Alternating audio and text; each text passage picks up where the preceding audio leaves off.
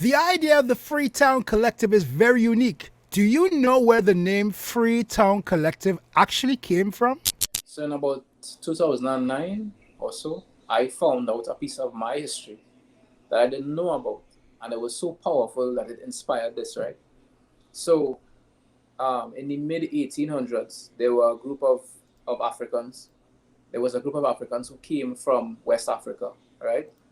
They were Yoruba people, and when they got here, they were indentured workers, meaning that they had contracts. These people were never slaves, and it's so important to note this because it means that a part of our ancestry, some of the people who were born on this island were not slaves. They were free people from birth.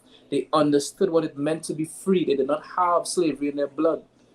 You understand? They were never enslaved people. When you talk about Maruga and the companies and all that kind of stuff and the Americans, they're talking about free people, right? Yeah. These people, when they came, they took the money that they had because they came with money, and they bought land because they understood the value of land. And they made this place called Freetown, right? And it was called Freetown because they were free people, right?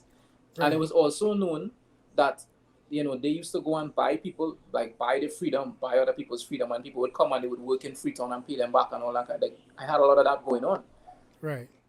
It is such a powerful part of our history that got wiped out. It's not taught in schools. How? Why? Why am I living in a place called Belmont that was once known as Freetown?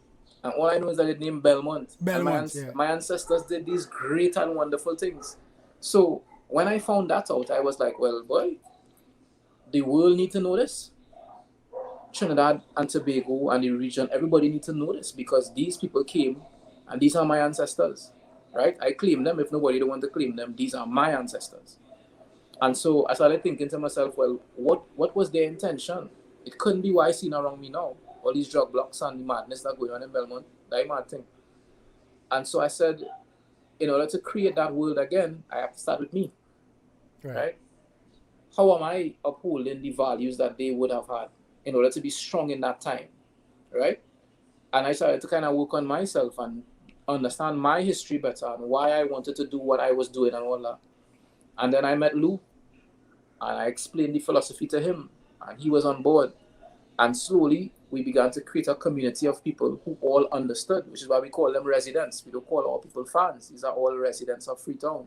Yeah. And the idea is that everybody who encounters Freetown becomes in and of themselves a Freetown.